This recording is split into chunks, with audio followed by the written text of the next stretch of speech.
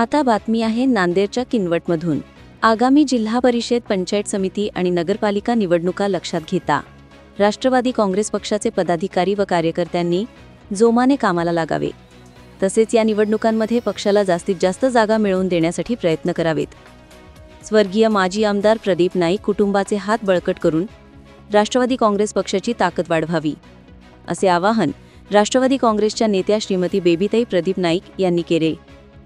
शिवनी येथील राधेकृष्ण मंगल कार्यालयात राष्ट्रवादी काँग्रेस शरद पवार गटतर्फे भव्य पक्षप्रवेश सोहळा पार पडला।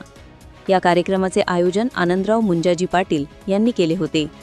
कार्यक्रमाच्या अध्यक्षस्थानी श्रीमती बेबीताई प्रदीप नाईक होत्या।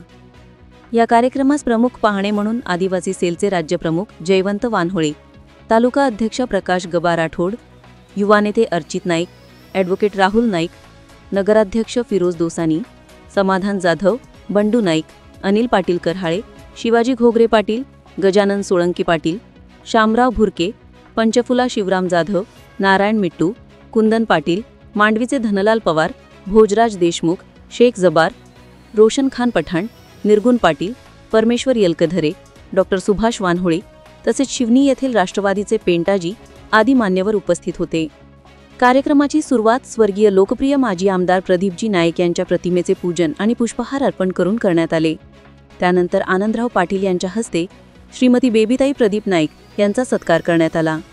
या पक्षप्रवेश सोहळ्याप्रसंगी शिवनी इस्लापूर भागातील विविध पक्षांतील शेकडो पदाधिकारी व कार्यकर्त्यांनी श्रीमती बेबीताई प्रदीप नाईक यांच्या प्रमुख उपस्थितीत राष्ट्रवादी काँग्रेस पक्षात प्रवेश केला। यावेळी बोलताना आनंदराव पाटील म्हणाले की मी पक्षात प्रवेश केला हे अनेकांसाठी आश्चर्याचे आहे। मला तिकीट मिळावे असा आग्रह नाही, पक्षाने मला संधी दिली आहे आणि मी प्रामाणिकपणे पक्षासाठी काम करेन, असे त्यांनी सांगितले। या प्रसंगी उपस्थित मान्यवरांनी स्वर्गीय प्रदीप नाईक यांच्या कार्याला उजाळा देत गौरव केला।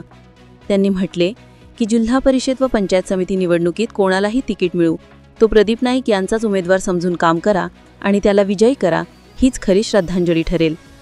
या कार्यक्रमादरम्यान आनंदराव पाटील यांच्या पक्षप्रवेशामुळे राष्ट्रवादी काँग्रेस पक्षाची ताकद वाढेल, असा विश्वास युवा नेते अर्चित नाईक यांनी व्यक्त केला।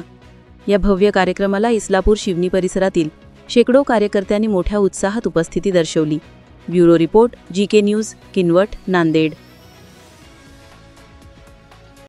तुम्ही पाहत आहात महाराष्ट्राच्या कुशीतलं जीके न्यूज मराठी, सात जनतेची, भूमी महाराष्ट्राची।